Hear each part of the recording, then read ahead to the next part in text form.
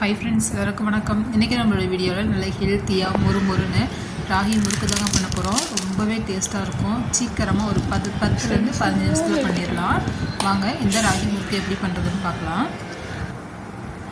ராகி முறுக்கு பண்ணுறதுக்கு ஃபஸ்ட்டு ஒரு பவுல் எடுத்துக்கலாங்க. இதில் 1 கப் அளவுக்கு ராகி மாவு எடுத்துருக்கேன்.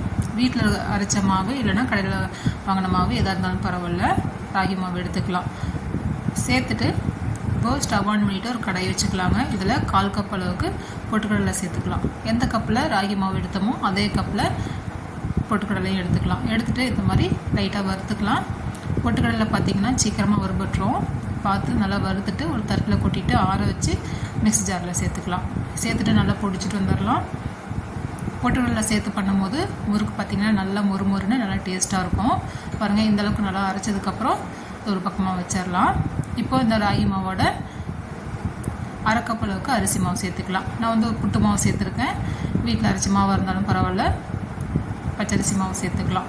சேர்த்துட்டு இதோட நம்ம அரைச்சி வச்சுருக்கேன் பொட்டுக்கடலை மாவு ஒரு டைம் நல்லா சளிச்சிக்கலாம். நல்லா சளிச்சு தான் யூஸ் பண்ணணும். அது பார்த்திங்கன்னா கொஞ்சம் அப்படியே துப்பி இருக்கும். பாருங்கள், இந்த மாதிரி இருக்கும். இது வந்து நமக்கு தேவையில்லை, இது எடுத்துடலாம். இப்போ இந்த மாவோட ஒரு 2 ஸ்பூன் எள்ளு சேர்த்துக்கலாம். நான் வந்து வெள்ளை எள்ளு சேர்த்துருக்கேன். நமக்கு என்ன விருப்பமோ அதை சேர்த்துக்கலாம். எள்ளு சேர்த்துட்டு இதோட 1/2 ஸ்பூன் ஓமம் சேர்த்துக்கலாம். நல்லா இந்த மாதிரி கையில் நல்லா தேய்ச்சி விட்டு சேர்த்துக்கலாம். ஓமம் சேர்த்துட்டு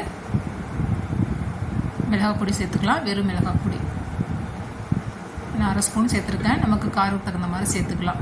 கொஞ்சமாக உப்பு, இந்த முறுக்கு மாவுக்கு தேவையான உப்பு சேர்த்துட்டு நல்லா பெரிய ஸ்பூனில் 1 ஸ்பூன் பட்டர் இந்த மாதிரி மெல்ட் பண்ணி சேர்த்துக்கலாம். கொஞ்சமாக ஒரு 1/4 ஸ்பூன் பெருங்காயம் சேர்த்துக்கலாம். சேர்த்துட்டு நல்லா கலந்து விட்டுக்கலாம். மாவு ஊற்றிங்கன்னா நல்லா அந்த பட்டரோட நல்லா மசாலாவோடு நல்லா சேர்ந்து வரணும். அந்தளவுக்கு நல்லா பிசைஞ்சு விட்டுக்கலாம்.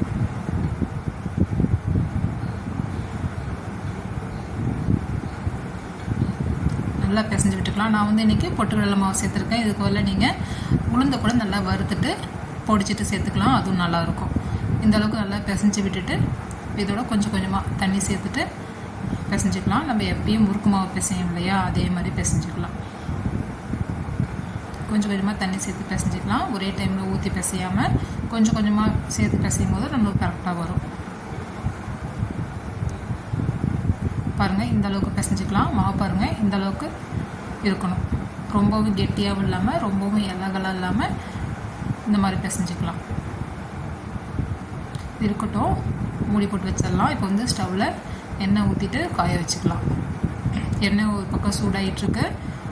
முறுக்கச்சியில் வந்துட்டு கொஞ்சமாக எண்ணெய் விட்டு சுற்றி நல்லா தடவி விட்டுக்கலாம். இதை நல்லா ஒட்டாமல் வரும். நான் வந்து இன்றைக்கி ஸ்டார் வச்சு போட்டிருக்கேன். நமக்கு என்ன விருப்பமோ அந்த தட்டு போட்டுக்கலாம். இது மாதிரி கரண்டியில் இல்லைன்னா தட்டில் வந்து எண்ணெய் தடவி வச்சுக்கலாம். முறுக்கு புழிஞ்சு விட்டு எண்ணெயில் போடுறதுக்கு முன்னாடி நம்ம எண்ணெய் தடவி வச்சிட்டோம்னா நமக்கு சௌகரியமாக இருக்கும். இப்போது முறுக்கு மாவுலேருந்து கொஞ்சமாக எடுத்து முறுக்கச்சியில் போட்டுக்கலாம். போட்டுட்டு நம்ம எப்பயும் முறுக்கு புளிகிற மாதிரியே தாங்க, ரொம்ப ஈஸியாக, ரொம்ப கஷ்டமாக இருக்காது. நல்லா ஈஸியாக புளிஞ்சு விட்டுக்கலாம். பாருங்கள், இந்த மாதிரி நான் வந்து தட்டில் புளிஞ்சு காமிக்கிறேன்.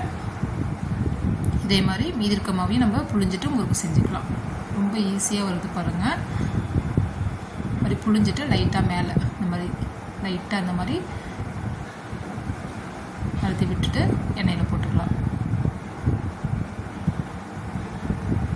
இதே மாதிரி மீதி இருக்கிறத நம்ம புளிஞ்சு எண்ணெயில் போட்டுக்கலாம். நான் வந்து 2 போட்டு எடுக்கிறேன். சின்ன கடாயை வச்சுருக்கனால, அகலமான கடாயாக இருந்தால் ஒரு 4-5 போட்டு நம்ம சுட்டு எடுத்துக்கலாம். ஒரு பக்கம் வெந்ததும் ஒரு பக்கம் திருப்பி போட்டுக்கலாம். ராகி முறுக்கு பார்த்திங்கன்னா நம்ம கலர் வந்துட்டு இந்த மாதிரி நல்லா டார்க் கலர் இருக்கிறனால நல்லா சீக்கிரமாக வெந்துற மாதிரி இருக்கும். நல்லா மீடியம் ஃப்ளேமில் வச்சுட்டு நல்லா வெந்ததுக்கப்புறம் சுட்டு எடுத்துக்கலாம். பார்த்திங்கன்னா முறுக்கு வெந்துருச்சு. நல்லா எண்ணெயை வடிச்சிட்டு எடுத்துக்கலாம். ஸ்கூல் விட்டு வர பசங்களுக்கு இந்த மாதிரி ஹெல்த்தியாக செஞ்சு கொடுங்க. ரொம்பவே விரும்பி சாப்பிடுவாங்க. வீட்டில் இருக்க பெரியவங்கலேருந்து சின்னவங்களையும் எல்லோரும் சாப்பிட்லாம். நல்லா வெந்துருச்சு, எடுத்துக்கலாம். திரும்பவும் மீதி இருக்க மாவையும் இதே மாதிரி புழிஞ்சிட்டு முறுக்கு செஞ்சு எடுத்துக்கலாம். பாருங்கள், நான் எல்லா மாவுலேயும் முறுக்கு புழிஞ்சு சுட்டு எடுத்துட்டேன். எவ்வளோ முறுக்கு இருக்குது பாருங்கள். ரொம்ப நல்லா இருந்தது, நல்லா மொறுன்னு இருந்தது. கண்டிப்பாக ட்ரை பண்ணுங்கள் ஃப்ரெண்ட்ஸ். இந்த வீடியோ பிடிச்சிருந்ததுன்னா லைக் பண்ணி ஷேர் பண்ணுங்கள். கண்டிப்பாக சப்ஸ்கிரைப் பண்ணுங்கள் ஃப்ரெண்ட்ஸ். Thank you friends. பாய்.